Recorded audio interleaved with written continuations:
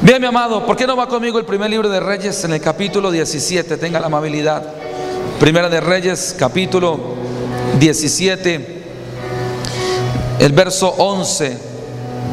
Y yendo ella para traérsela, él la volvió a llamar y le dijo: te ruego que me traigas también un bocado de pan en tu mano.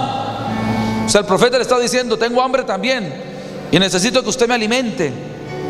Verso 12, y ella respondió: vive el Señor tu Dios, que no tengo pan cocido, solamente un puñado de harina tengo en la tinaja y un poco de aceite en una vasija.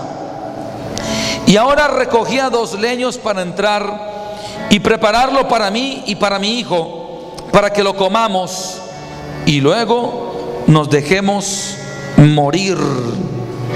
Verso 13, entra en escena el hombre de Dios, y Elías le dijo: no tengas temor, ve como has dicho, pero hazme a mí primero. Diga conmigo: hazme a mí primero. No, pero métale ganas, dígale: hazme a mí primero. De ello una pequeña torta cocida debajo de la ceniza, y tráemela, y después harás para ti y para tu hijo, porque el Señor Dios de Israel ha dicho así. Y mira lo que decía Dios: la harina de la tinaja no escaseará, ni el aceite de la vasija, ¿qué pasa? No disminuirá. Es lo que está diciendo el profeta: hasta el día en que Jehová haga llover sobre la faz de la tierra. Entonces ella fue e hizo como le dijo Elías, y comió él y ella y su casa. ¿Cuántos días? Muchos días. Pero era un puñado, ¿lo recuerda? ¿Qué se puede hacer de un puñado de harina? A lo máximo alcanzará como para 2 o 3 galletas. ¿Es así o no es así? Un puñado de harina, y apenas tenía un poco de aceite. Mira lo que estamos leyendo. Y el profeta le dice: está bien, haga lo que pueda, pero a mí me da primero, y después tú vas a comer, y luego tu hijo vas a comer, y la harina y el aceite nunca escaseará. Lo que estaba diciendo el hombre de Dios. Verso 16: y la harina de la tinaja no escaseó, ni el aceite de la vasija menguó, conforme a la palabra que el Señor había dicho por Elías. ¿Por qué no va conmigo a Romanos? Allá en el Nuevo Testamento, después del libro de Hechos, antes de Primera de Corintios, ahí usted encuentra el libro de Romanos. El apóstol Pablo dice algo extraordinario. Capítulo 11, verso 16. Si usted llegó, diga un fuerte amén. ¿Ya llegó? Y si las primicias son santas, también lo es la masa restante. Y si la raíz es santa, también ¿qué va a ser santo? Las ramas también va a ser. Todos de una u otra manera hemos pasado por momentos fuertes de crisis. Nos hemos sentido en situaciones en donde todo se vuelve estrecho, y son momentos en los cuales sufrimos. ¿Alguno de ustedes ha tenido alguna vez crisis en su vida? Yo creo que todos las hemos pasado. Ahora, aunque estamos en Dios y amamos a Dios, ¿cuántos aman al Señor? Mi amado, por el hecho de que usted ame a Dios, no significa que entonces ya no vaya a estar exento de que una crisis pueda retornar a su vida. Es más, y lo hemos hablado aquí en Casa de Gloria, Cristo dijo que en el mundo tendríamos aflicciones, pero que no tuviéramos temor, porque Él había vencido al mundo. La aflicción, las crisis y los problemas y dificultades serán una constante que vendrán continuamente a lo largo de nuestra vida. Pero como lo hablábamos el viernes en la vigilia, el hecho no es de que entonces tú trates de evitar los problemas, sino la virtud está en que tú sepas encararlos y cómo salir de ellos, o puedas tú solucionar aquellas vicisitudes que se te presentan.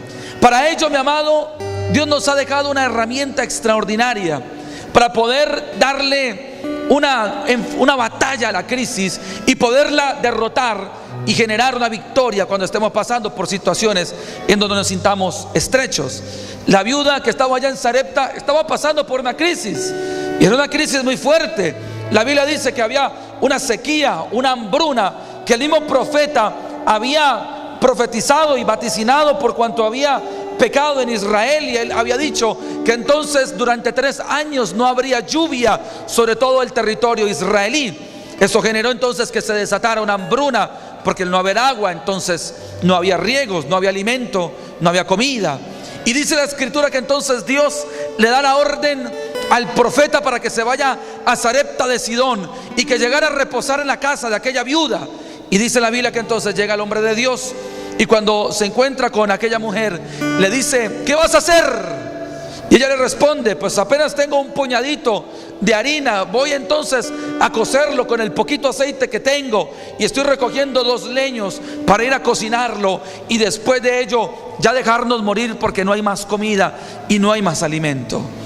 Y entonces el profeta, que ya había tenido una instrucción divina, porque Dios le había dicho que fueras a Sarepta, porque allí le había dado la orden a una viuda para que lo alimentara, dice la escritura que entonces el profeta, que tenía percepción espiritual, diga conmigo, percepción espiritual, dice la escritura que entonces el profeta, entendiendo lo que pasaba, él dentro de sí, estoy seguro que Elías dentro de sí decía: ajá, tengo que activarle la bendición a ella, porque ya Dios dijo que la quiere bendecir y a mí me va a bendecir.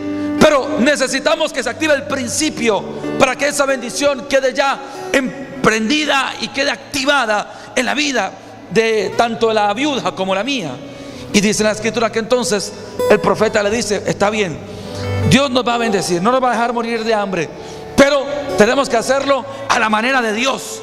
Diga conmigo, a la manera de Dios.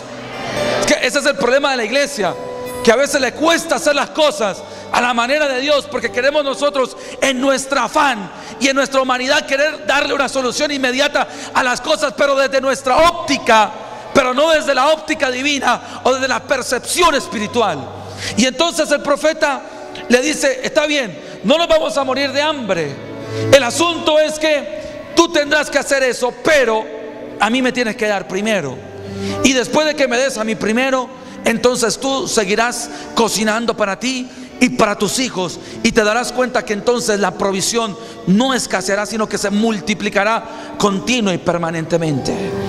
La Biblia dice que entonces la viuda le hace caso, y entonces agarra el puñadito de harina que tenía, el poco aceite que tenía en la vasija, y comienza a hacer la torta o lo que ella sabía hacer. Y dice la Biblia que entonces se activó el milagro en la vida de la viuda, y comenzó ese aceite y esa harina a multiplicarse, y de eso comieron mientras pasó toda la hambruna que acobijó a Israel durante esos 3 años.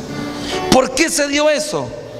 Y cuando tú miras la Biblia, tú te fijarás que este principio del cual yo te quiero a ti enseñar en esta mañana es repetido en varias oportunidades a lo largo de todas las páginas de los sagrados textos. Se repite una vez tras vez tras vez, y es asunto del tema de la primicia. Y le hablábamos hace 8 días y lo hemos anunciado por las distintas redes sociales y por la página web y por todos lados, de que hoy queríamos tener un servicio especial de primicias. ¿Es así o no es así?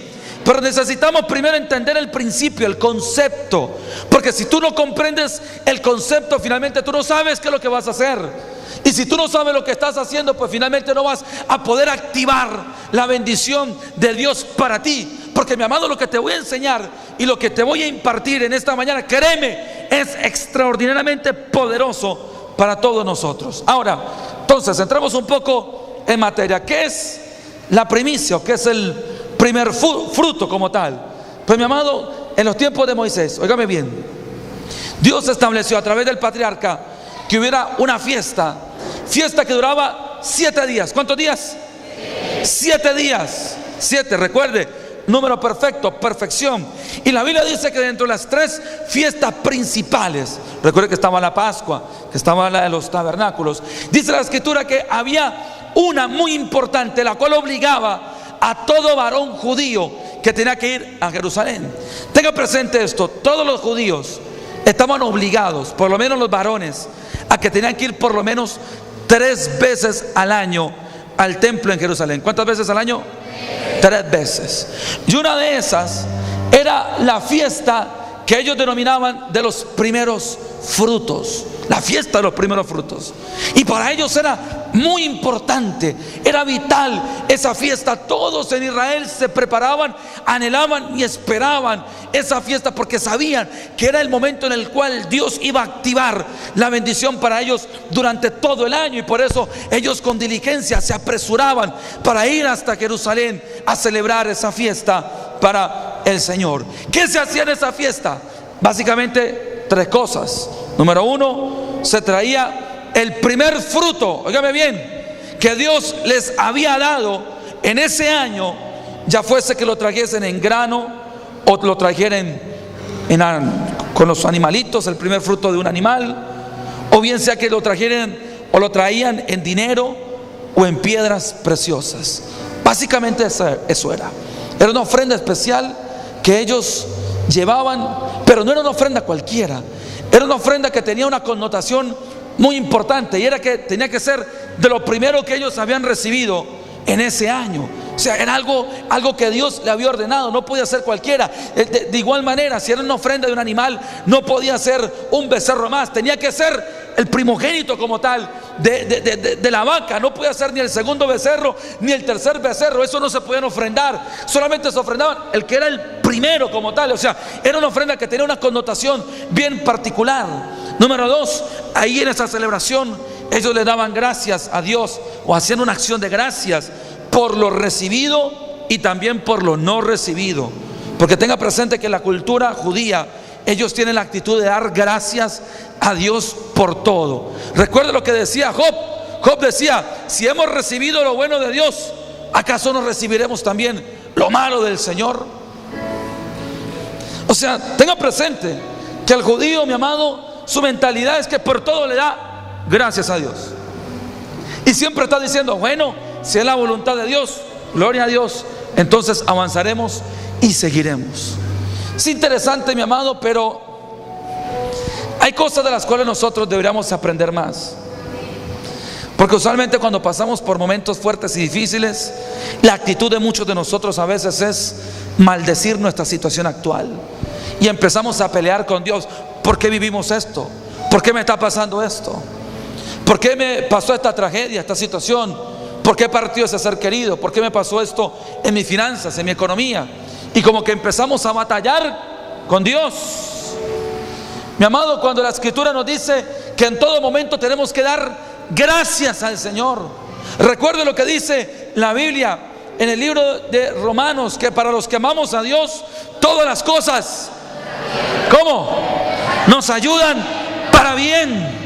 Si algo te está pasando, si algo estás viviendo que aparentemente te trae a ti una aflicción y que tú no entiendes por qué estás viviendo, mi amado, por algo Dios será. Gloria a Dios, dale las gracias a Dios por ello.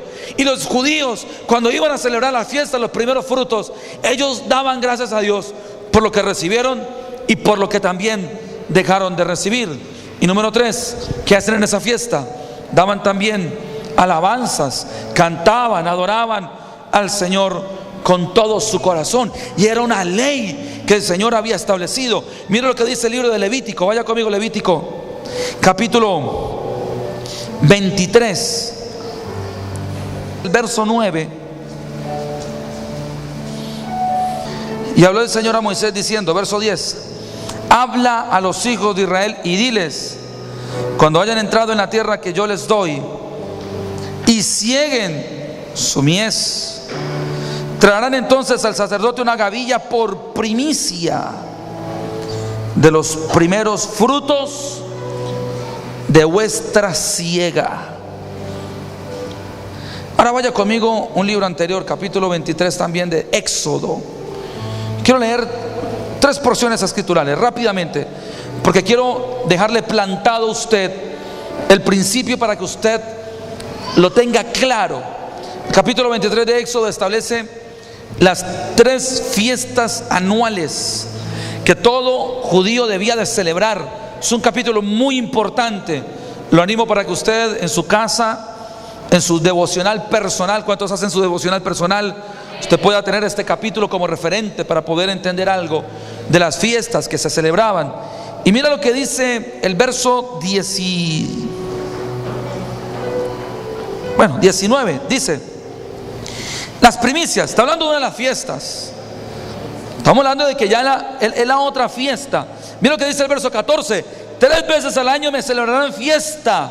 Y ahí comienzan a hablar de las 3 fiestas más importantes. Y el verso 19 habla de esta fiesta que estamos hablando y dice: las primicias de los primeros frutos de tu tierra traerás a la casa del Señor tu Dios. Interesantemente, mi amado, desde el verso 20, estamos hablando del verso 19, el verso 20, se activa una promesa extraordinaria. Y ahí comienza, mi amado, a darse el resultado precisamente de celebrar estas fiestas. El verso 20 dice aquí que yo envío al ángel delante de ti para que te guarde en el camino y te introduzca en el lugar que yo he preparado para ti. Mira lo que dice el verso 22: pero si en verdad oyes su voz y hicieres todo lo que yo te he dicho, entonces seré enemigo de tus enemigos y afligiré a los que te afligen. Mira lo que estamos activando, mi amado, el hecho de practicar el principio de celebrar los primeros frutos al Señor. Estamos hablando de que todo esto era el resultado de celebrar estas fiestas. Verso 25: mas el Señor a vuestro Dios serviréis, y Él bendecirá tu pan y tus aguas, y yo quitaré toda enfermedad en medio de ti, y no habrá mujer que aborte ni estéril en tu tierra, y yo completaré el número de tus días, y yo enviaré mi terror delante de ti, y consternaré a todo pueblo donde entres, y te daré la cerviz de todos tus enemigos, y enviaré delante de ti la avispa, que eche fuera al heveo, al cananeo, al eteo, delante de ti. O sea, todo eso, mi amado. Y bueno, hay una cantidad de promesas subsiguientes que da aquel afamado capítulo. Por eso, óigame bien, los judíos, para ellos era tan vital y tan importante hacer esta celebración. ¿Está conmigo? ¿Me está siguiendo? ¿Está atento? Hermano, este principio necesitamos generarlo en la iglesia, porque todos aquí en alguna etapa de nuestra vida se han levantado enemigos contra nosotros. ¿Usted ha tenido alguna vez enemigos? El asunto es que a veces se han levantado enemigos que a veces son más poderosos que nosotros. Lo hablamos desde el punto de vista humanístico. Pero cuando tú practicas estos principios escriturales y activas estas bendiciones, ¿sabe qué pasa? La Biblia dice que Dios como tal hace que tus enemigos sean entregados y que terminen ellos afligidos, y que entonces tú no puedas ver la derrota que ellos anhelan mirar en ti. Claro, ¿por qué? Porque tú estás ya resguardado. ¿Por qué? Porque te has vuelto un activador de bendiciones. Tienes la llave que enciende, que prende o que abre la puerta que te conecta a la bendición que Dios te quiere a ti entregar. ¿Cuántos anhelan esa bendición? Pero tenemos que hacerlo, nuevamente lo insisto, es a la manera de Dios. Entonces, está conmigo, ¿cierto? Sígueme por favor, porque estoy y quiero generar esta activación, porque yo sé que esto va a ser de gran bendición para todos nosotros. Ahora, y la pregunta que tal vez todos nos hacemos es: ¿por qué tenía que ser de los primeros frutos? ¿Por qué no era de los medios frutos? ¿O por qué no era de los últimos frutos? ¿O de los 2/3 de los frutos? No sé. ¿Por qué tenía que ser siempre el primero? ¿Por qué tenía que ser, o por qué no tenía que ser el segundo, el tercer cabrito, sino que siempre el primero? ¿Por qué, mi amado? Porque Dios en todo, óyeme bien, tiene que ser primero en nosotros. Debe ser lo primero, y Él quiere que así lo sea. ¿Entiendes tú, mi amado, que si tú conoces de Dios y amas a Dios? ¿Cuántos aman a Dios? ¿Y cuántos le conocen? Y saben que son salvos, mi amado, entonces tú lo sabes. De hecho, que se te ha enseñado en varias oportunidades. Si tú conoces de Dios, si tú amas a Dios, en tu vida lo primero que debe de ser Dios. Todo debe ser Dios. Si para ti lo prioritario, lo más importante son otras cosas ajenas a Dios, estás en un problema con el Señor. Es más, estás cayendo en un pecado gravísimo, gigante, por el cual Dios castigó por siglos a Israel: el pecado de la idolatría. ¿Es así o no es así? Porque ¿qué es ser un idólatra? Ser un idólatra no es aquella persona que se va a un santuario y se hinca ante una imagen y le prende 10 veladoras. El concepto de idolatría es todo aquello que está en nuestro corazón de primer lugar y que tiene la prioridad. Eso es idolatría. Y si en tu corazón hay otras cosas más importantes que Dios, cuidado, te puede estar volviendo un idólatra. Y si hay algo lo cual Dios se encarga de destruir algo, son los ídolos que están compitiendo con Él. Por eso aquella persona que tiene, mi amado, avaricia y que tiene amor excesivo por el dinero, son a esas personas a las cuales Dios los trata por el dinero. ¿Por qué? Porque tienen en su corazón su Dios finanzas, su Dios dinero, y lo único que le importa es dinero, dinero, dinero, y no le dan la prioridad al Señor. O sea, cuando tú practicas el principio de las primicias, le estás diciendo a Dios: Señor, para mí en la vida lo más importante eres tú, lo primero eres tú, todo a mi alrededor gira aún en algo central, que eres solamente tú, Espíritu de Dios. Cuando tú practicas estos conceptos, estos principios tan extraordinarios, le estás lanzando, enviando un mensaje a Dios de que todo lo que tú haces en la vida, lo primordial, el eje fundamental, la raíz de todo es el Señor. ¿Cuántos aman al Señor y tienen a Dios como la prioridad en su vida? Si usted tiene a Dios como prioridad, ¿por qué no le da un aplauso fuerte de alabanza y de adoración a Dios? Por eso es que Dios ha establecido como forma para demostrarle que Él es primero en nosotros este tema de las ofrendas y del dar. Y de hecho que tú, cuando miras la escritura, te fijarás de que por toda la Biblia todo es el tema de primicias, todo es lo primero. Es más, la primera ofrenda fue una ofrenda de primicia. Por allá en Génesis, ¿cuál fue la primera ofrenda? ¿Usted lo recuerda? ¿Cuál? Vamos, ayúdeme, ¿cuál fue? La de Caín y de Abel. Esa fue la primera ofrenda. ¿Es así o no es así? ¿Lo recuerda? Esa ofrenda además generó el primer asesinato. Pero la Biblia dice que Caín, cuando llegó a Dios, ¿qué le llevó? Una ofrenda, dice así, de los frutos, una ofrenda cualquiera. Pero dice la escritura que Abel llevó, ¿qué ofrenda llevó? Llevó, dice la escritura, que el primer cabrito, o el primogénito de un cabrito. O sea, llevó ¿qué? Diga conmigo, una primicia, una ofrenda de primicia. Note usted, y dice la escritura que esa ofrenda agradó a Dios. Note usted, hay dos ofrendas. Caín lleva una ofrenda cualquiera, pero Abel se encargó de llevarle a Dios, dice la Biblia, una ofrenda de primicia. Era un cabrito que era el primer nacido de su madre. No era ni el segundo ni el tercero, era de los primogénitos, sin defecto, perfecto. Y dice la escritura que Dios vio con agrado esa ofrenda de Abel. Note usted, mi amado, que la primera ofrenda que se habla en la escritura, y dice la Biblia en el libro de Hebreos, en el capítulo 11, cuando habla acerca de los baluartes de la fe, dice la Biblia acerca de Abel, dice que todavía su ofrenda es recordada por Dios y su ofrenda todavía habla por él.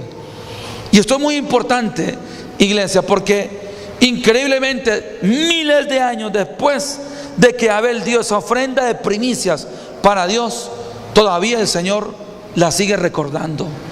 Y esto es importante, iglesia, porque usted algún día va a morir, algún día usted va a partir con el Señor, pero la Biblia me dice que sus ofrendas todavía van a hablar de usted aquí en esta tierra. Por eso es tan importante esto y tan fundamental. Y no solamente el tema de Abel. Tú miras la Biblia y siempre te encontrará que Dios ha establecido este tema de las primicias. ¿Por qué? Porque esto también era una enseñanza para el pueblo y para Israel de que Dios quería establecer prioridades. Y los israelitas entendían que Dios tenía que ser la prioridad para ellos. Y si entonces ellos hacían a Dios su prioridad, entonces Dios iba a ser la fuente de bendición para su casa y para su familia. Por eso los judíos entendían que tenían que ir al templo. ¿Por qué? Porque sus casas, sus familias iban a ser bendecidos cuando ellos activaran esta bendición del dar la primicia para Dios. Y si hay algo, mi amado, que para el judío es algo muy importante, es su familia y su casa. Y creo que para todos nosotros también. O sea, usted quiere la bendición para su casa, ¿es así o no es así? Hermano, usted tiene que tener claro cuáles son las prioridades. Porque número uno, en nuestra prioridad, ¿quién es? El Señor, ¿cierto? Número dos, ahí sí ya, nuestra familia y nuestra casa. ¿Es así o no es así? Digan amén los que están conmigo. Ok, necesito que esté conectado conmigo en esta mañana, porque esto es muy importante. Vea lo que dice el libro de Ezequiel, capítulo 44.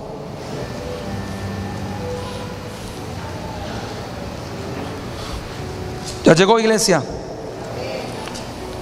Ezequiel, libro del profeta Ezequiel, capítulo 44.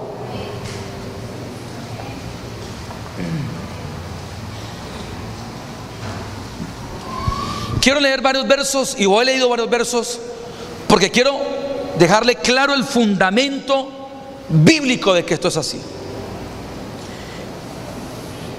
De hecho, iglesia, que usted sabe que los judíos, sin algo lo cual le prestan mucha atención, es en esto que estamos nosotros hablando, y lo practican permanentemente.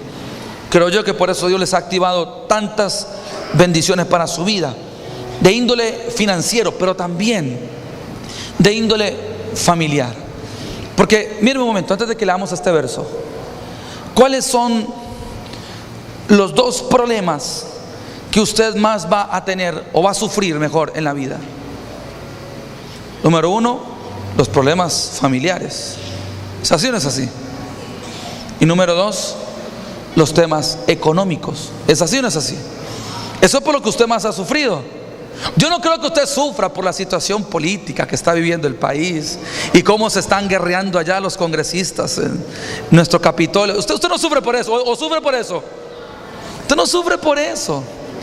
Uno no sufre por esas cosas. De pronto uno se preocupa y lo charla, lo hace de pronto tema de conversación. Pero usted sufre realmente es por las cosas que usted vive en su casa. Usted sufre, mi amado, por la situación que está viviendo en su economía o en su trabajo. ¿Es así o no es así? Por eso usted sufre. Increíblemente, una de las bendiciones que suple esas dos áreas, tanto la bendición para lo económico, pero también la bendición para el hogar, es este tema de los primeros frutos.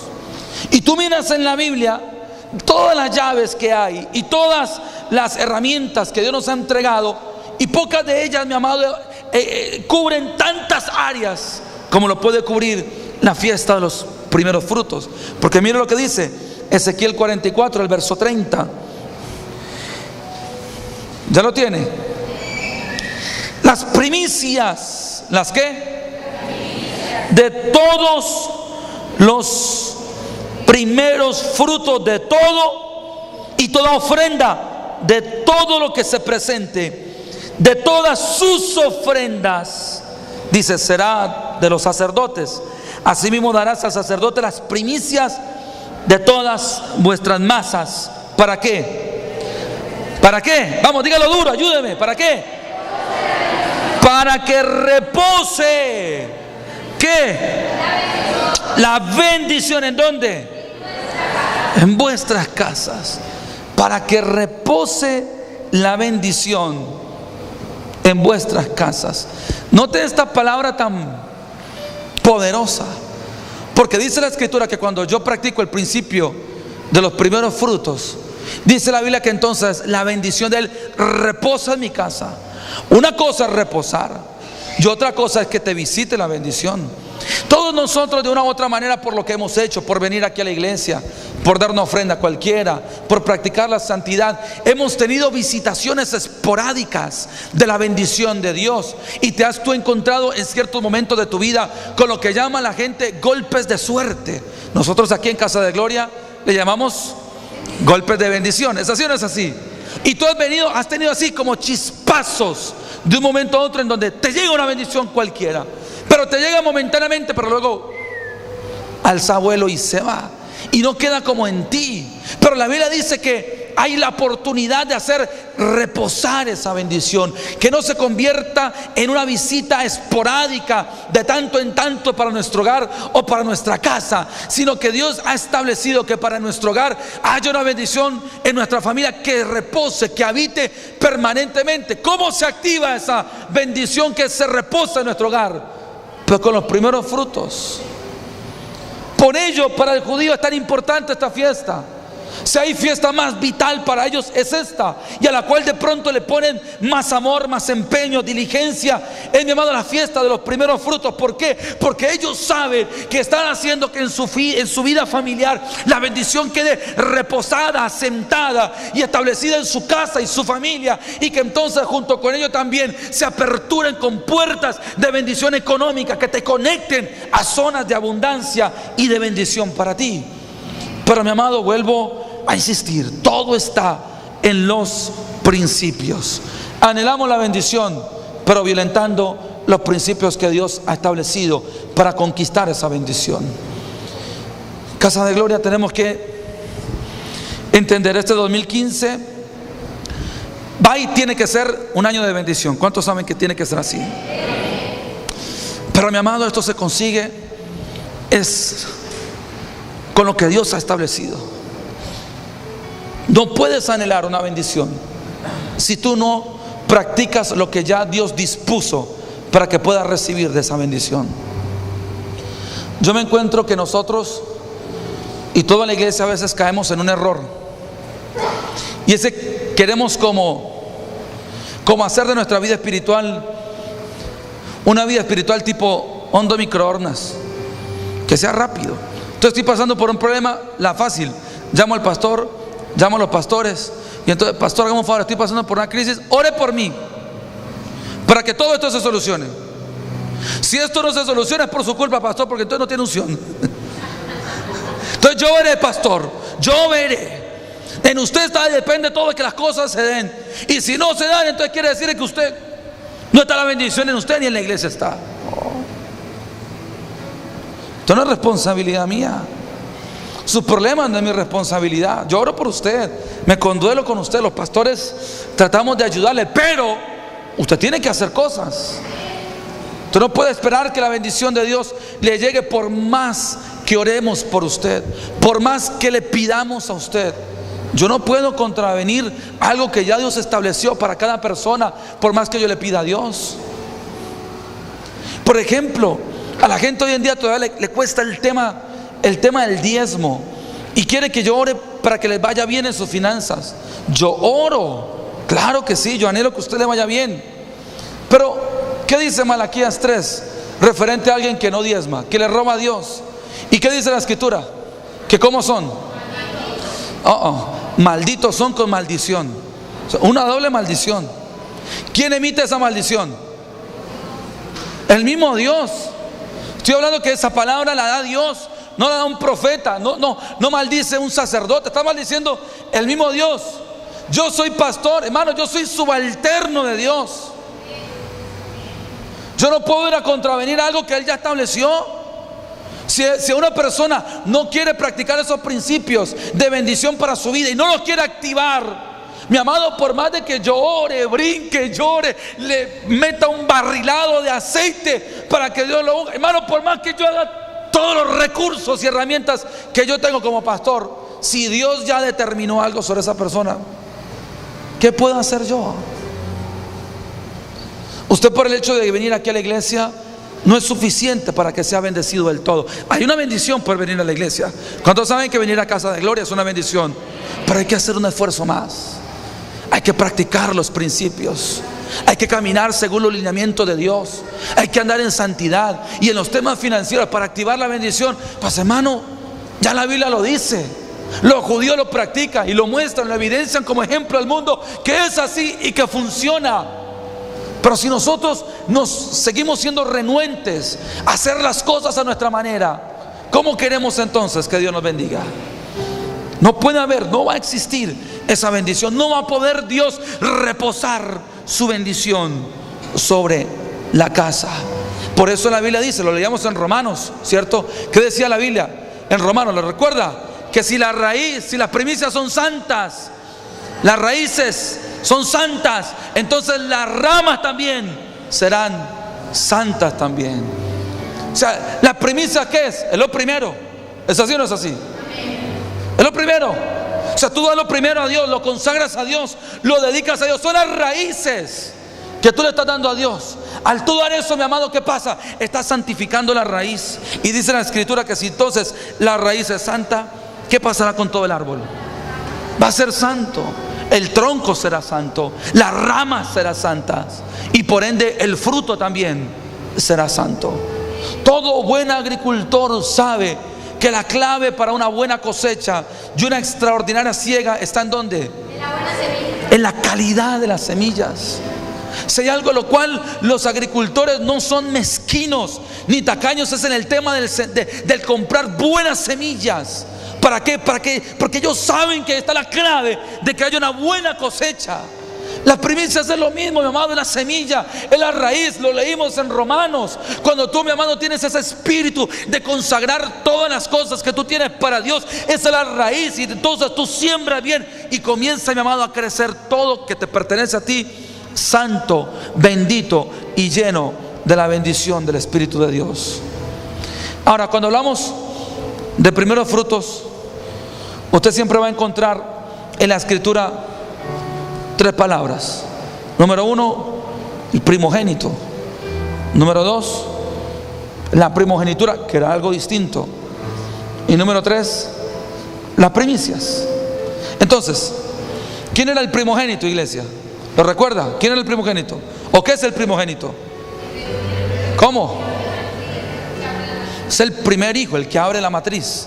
Así lo enseña la Escritura. La palabra, el primer hijo nacido de una pareja como tal. Y la Biblia dice que ese primogénito, mi amado, sobre él le acontecía una bendición especial. ¿Cuál era esa bendición? Lo dije de segundas. ¿Cuál era?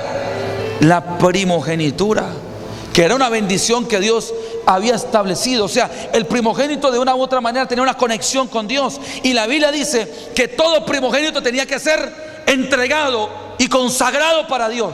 La Biblia dice, los primogénitos son míos, me pertenecen. Es más, obvio, ningún padre podía entregar a su hijo y dedicarlo a Dios. ¿Sabe qué tenía que hacer? Llevar a su hijo, dedicarlo a Dios y dar una ofrenda para redimir a su hijo. O sea, daba una ofrenda y decía, ok, te doy la ofrenda por mi hijo, yo me lo llevo aunque te pertenece, pero para que esté en mi casa, pero te pertenece, y digo la ofrenda por lo que considero que pueda redimir a mi hijo.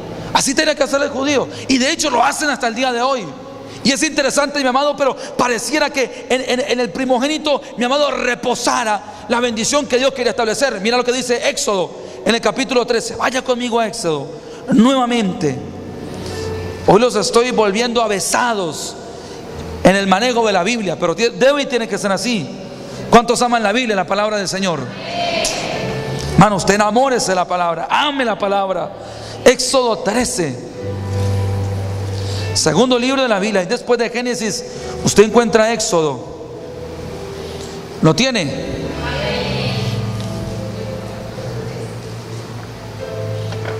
Habló el Señor a Moisés diciendo: conságrame todo primogénito, cualquiera que abre matriz entre los hijos de Israel, así de los hombres como de los animales. ¿De quién es? ¿De quién es? ¿Es de quién? Ay, hermano, ¿cómo nos cuesta entender esto? Su primer hijo, mi amado, ¿de quién es? ¿Sabe quién es? De Dios. Es de Dios, no es suyo. ¿De quién es? De Dios. El primer animalito, si usted tiene, ¿cuántos le gusta aquí trabajar, no sé, la agricultura, la ganadería? Hermano, si usted tiene un animal, el primerito que nazca, ¿de quién es? De Dios, es del Señor. ¿Es así o no es así? De todo animal, hermano. Así que si usted tiene un perrito, y cuando tenga perrito, hermano, el primero que nazca, ¿de quién es? De Dios. Bueno, Dios mío, ahora me va a meter un problema porque va a tener una cantidad de perritos aquí ahora. Pastor, aquí le traigo el perrito de la primicia. Pero no crea, pero es así. Es así. Y aún así en los perritos hasta funciona de esa manera.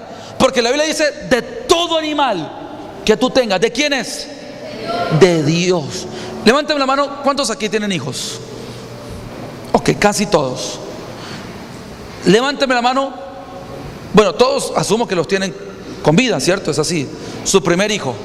Ahora, honestamente, de ese primer hijo, óyame bien, ¿quiénes saben que sus hijos todavía no están en los caminos de Dios? Levanta la mano, que sea su primer hijo. Con honestidad, iglesia, con honestidad, ok. Déjenme decirles algo, mis amados. Ese primer hijo, hermano, es de Dios. No es suyo, no se preocupe, es de Dios. Y Dios siempre viene por lo suyo y recogerá lo que es suyo. Y aunque sus hijos, y especialmente su primogénito, no lo conozca o no tenga claridad de las cosas de Dios, créame, es de Dios y le pertenece a Dios. Y en cualquier momento Dios vendrá, lo tomará, lo abrazará y lo reclamará para sí, y hará lo que Él deba y tenga que hacer en sus hijos, porque es de Dios. O sea, no es tuyo, está bien, tú lo engendraste, tú le diste la vida como tal, pero le pertenece, es a Dios. Eso es lo que me dice a mí la palabra, la escritura. ¿Y por qué? ¿Por qué era de Dios? ¿O por qué el primogénito? ¿Sabe por qué? Porque el primogénito representaba lo que era la fuerza, la vitalidad, el vigor en una familia. De hecho, que note usted que en todas el reino animal, el primer hijo nacido de una cría termina siendo como el que domina, ¿cierto? ¿Cómo le llaman? El macho alfa. ¿Es así o no es así? El líder de la manada, ¿cierto? O sea, ¿quién termina siendo el macho alfa en una camada? El que primero nace. ¿Es así o no es así? Termina siendo así, mi amado. O sea, estamos hablando que el primogénito representa en Dios la fuerza, representa la vitalidad y el vigor. Por eso establece una conexión especial con Dios, y por eso Dios activaba en ellos la bendición de la primogenitura. ¿Cuál era esa bendición? Que todo lo que ellos hacían, Dios los iba a respaldar, y ellos heredaban el liderazgo de la familia, y como tal la bendición de Dios reposaba sobre esa persona que era el primogénito. ¿Por qué cree, mi amado? ¿Cómo doblegó Dios a la nación de Egipto? ¿Lo recuerda? Con los egipcios. ¿Cómo la doblegó? ¿Cómo? ¿Con qué? Con la muerte de los primogénitos. Es interesante, mi amado, que Egipto, la nación más poderosa de todo el mundo conocido en aquella época, la Biblia dice de que vinieron 10 plagas. Vinieron la plaga del río Nilo, que se convierte en sangre, la de las ranas, la de los piojos, la de las úlceras. ¿Alguna de esas plagas logró doblegar la voluntad de Faraón? Por el contrario, ¿qué dice la escritura? Más se endurecía y más oprimía a Israel, y le imponía más castigos conforme pasaba otra plaga. Y entonces venía la oscuridad, venía el granizo, llegaban las langostas, y a pesar de que eran plagas terribles, no lograban doblegar a Faraón ni a todo Egipto. Pero ¿cómo doblegó Dios a Faraón? ¿Cómo lo humilló? ¿Cómo lo despedazó? ¿Cómo lo volvió nada? ¿Cuándo? Con la muerte de los primogénitos. Y la escritura dice que en Egipto murieron todos los primogénitos, desde el hijo de Faraón, quien era el heredero al trono de Egipto, hasta los primogénitos de todos los animales. Todo primogénito. El ángel de la muerte vino, los visitó y los exterminó. Cuando pasó eso, ahí sí que aconteció con Faraón. Dejó salir a todo Israel, porque ya quedó doblegada. ¿Por qué? Porque representaba la fuerza. Imagínate cómo estaba Faraón, devastado, diciendo: mi hijo, al cual toda la vida lo entrené para que fuera rey, que iba a ser el sucesor de mi trono, quien iba a gobernar esta gran nación, ahora ha muerto y ya no va a poder gobernar. Y ahí, mi amado, se apagó Faraón, se derrumbó y quedó prácticamente en una desolación toda la nación. ¿Nota usted que para Dios es importante esto o no? Vea usted, y le he venido hablando, mi amado, que todo lo primero en Dios es importante. Los primogénitos es importante, la primogenitura es importante. Es más, la Biblia habla acerca de Cristo, que es el primogénito de la creación, que es primicias del reino de Dios. O sea, mira tú esto, porque entonces tú te das dando cuenta que en Dios todo esto es fundamental, es importante. Por eso, óyeme bien, el dar una primicia para Dios es importante, es muy relevante y activa una bendición de forma extraordinaria, porque las primicias son como el termómetro de Dios, con el cual el Señor mide nuestro corazón, que hay en nuestro ser con respecto a cuánto le amamos, a si somos fieles, a si tenemos fe en sus promesas y si también somos desprendidos con lo que Él nos pida. O sea, Dios termina también aún probándote con tus primicias, porque es también una prueba. Si tú lo amas, si tú no lo quieres, si para ti es importante o no es importante. Nota tú, por ejemplo, el caso de Abraham, que su primogénito Isaac, dice la Escritura que Dios le pidió que se lo entregara, se lo sacrificara. ¿Es así o no es así? ¿Y Abraham qué hizo? Estuvo dispuesto a hacerlo. Claro, Abraham decía, bueno, Dios es tan poderoso que podrá aún resucitarlo después de este sacrificio, pero si Dios me pidió esa primicia, yo entonces se la voy a dar. Note usted, mi amado, hay una conexión tan extraordinaria, porque cuando tú, mi amado, entregas lo primero, entregas lo que es más valioso, y cuando tú entregas lo valioso para Dios, finalmente Dios también termina entregándote lo precioso de Él para ti, para que se active en tu vida. Por eso, mi amado, entiende que todo lo que el Señor te da para que tú lo poseas, previo a ello tiene que ser bendecido para que después sea multiplicado. Porque el tema no es que tú recibas una bendición de Dios, el asunto está que esa bendición que Dios te entrega se pueda después multiplicar y tú puedas entonces tú canalizar una abundancia especial que Dios te quiere entregar. ¿Está conmigo, mi amado? ¿Está conectado conmigo? Por eso, mi amado, cuando una persona da esas primicias, mi hermano, Dios comienza a bendecirte exageradamente. La bendición comienza a activarse, empieza a tú a tener sostenimiento diario, empieza la abundancia, comienza a darse la bendición de una manera extraordinaria para tu vida. O sea, hay que practicar este principio. Resumamos. ¿Cuáles son entonces los beneficios de las primicias? Y lo hemos leído, lo he condensado. Número uno, hay una guianza sobrenatural de Dios para ti. Una guianza. Dios te guía. Y si, mi amado, algo que necesitamos todos aquí es ser guiados por Dios. ¿Usted necesita ser guiado por Dios? Número dos, Dios te da una provisión especial. Siempre hay una provisión permanente, continua. Ya lo hemos leído ahí. O sea, créame, he leído todos los versos que hablan de primicias. Y de todo eso he condensado esto, para no leer y para no extendernos, pero sí lo animo para que usted profundice más en este estudio y usted pueda también sacar sus conclusiones. Número 3, la primicia te trae una buena salud para tu cuerpo, para tu organismo. Se activa en ti la bendición de la sanidad. Y tú puedes reclamar cuando tú estás enfermo con toda legalidad tu derecho a la sanidad. ¿Por qué? Porque ya has dado tu primicia. Número 4, te da larga vida, te aumenta la vida, te genera vida.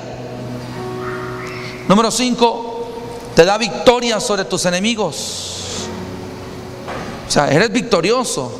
Y esto es fundamental porque todos aquí necesitamos vencer todos los obstáculos que el enemigo quiera colocar para nuestra vida. Y número 6, te da una cosecha permanente, pero tremendamente. ¿Por qué? ¿Sabe por qué?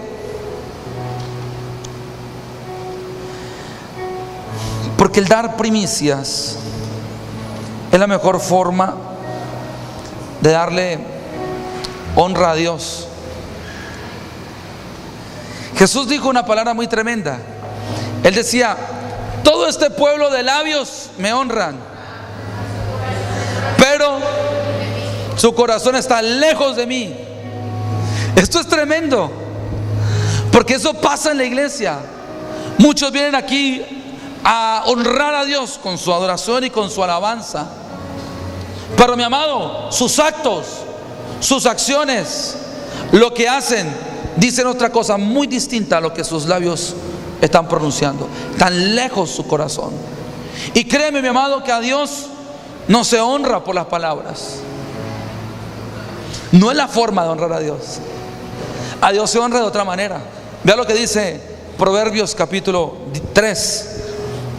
Vaya conmigo, Proverbios capítulo 3. ¿Cuántos quieren honrar al Señor? La Biblia dice que Dios también le da honra, honor, bendición a aquellos quienes también lo honran a Él. Capítulo 3, verso 9.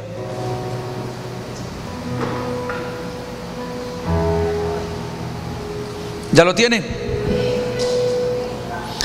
Honra al Señor, ¿con quién? Con tus bienes. ¿Y con qué más? ¿Con qué más?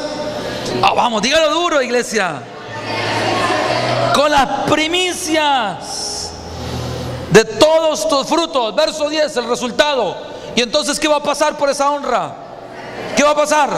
Y serán llenos tus graneros con abundancia, y tus lagares, ¿qué pasa?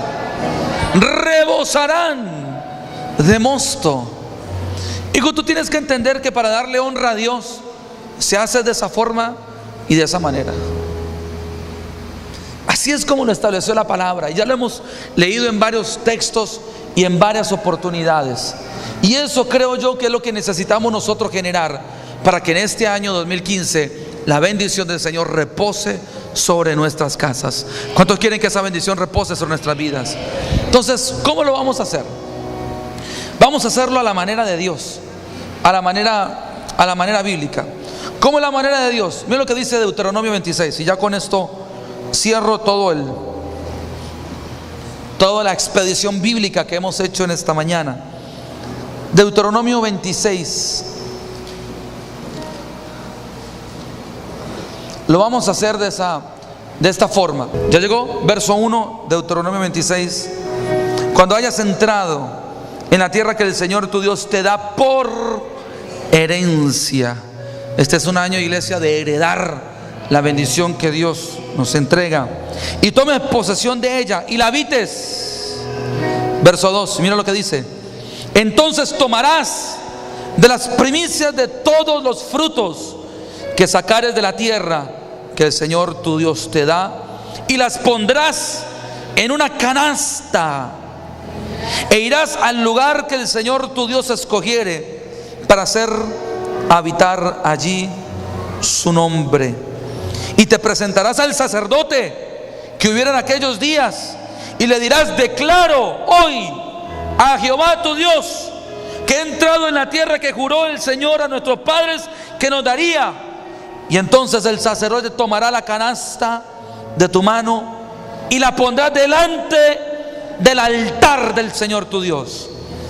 Entonces hablarás y dirás delante del Señor tu Dios: un arameo a punto de perecer fue mi padre, el cual descendió a Egipto y habitó allí con pocos hombres, y allí creció y llegó a ser una nación grande, fuerte y numerosa. Mira lo que dice el verso 10. Y ahora aquí he traído las primicias del fruto de la tierra que me diste, oh Señor, y lo dejarás delante del Señor tu Dios, y adorarás delante del Señor tu Dios, y te alegrarás en todo el bien que el Señor te haya dado a ti y a tu casa, así como tú, como el levita y el extranjero que está en medio de ti. ¿Cómo lo vamos a hacer? Lo vamos a hacer de esta forma.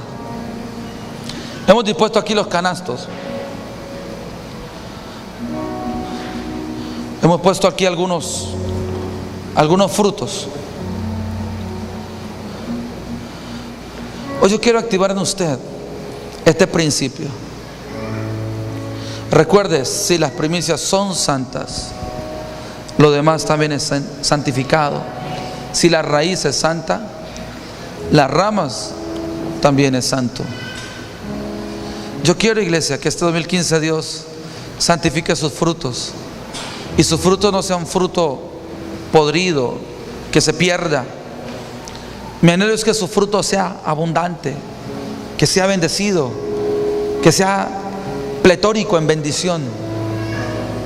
Pero tenemos que volver al principio, y ya lo hemos estudiado, lo hemos leído, y estamos hablando que no lo dicen 1 ni 2 versos, estamos hablando que hay muchos más. La viuda en Sarepta practicó el principio. No tenía nada, apenas un puñado de harina, y tenía un poco de aceite. Increíblemente era su sustento, pero ella lo convirtió en su primicia, porque el profeta le dice: dame a mí primero. O sea, ¿eso qué era? Darle la primicia al hombre de Dios. Y dice la escritura que entonces estaba comprometiendo su futuro. Estamos hablando que estaba comprometiendo el alimento de ella y el de su hijo. Pero ella se la jugó toda por el principio de la primicia, porque ella sabía que al darlo así y operarlo así, mi amado, activaba la bendición para que esto se convirtiera en una provisión constante y permanente.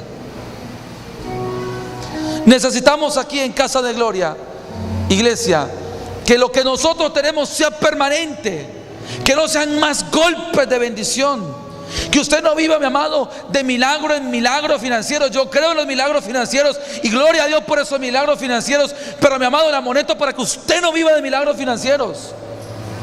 Porque usted de pronto puede necesitar: Señor, dame por favor un milagro, necesito pagar, Señor, la universidad de mi hijo, Señor, dámelo. Y llora y ayuna y busca y está bien.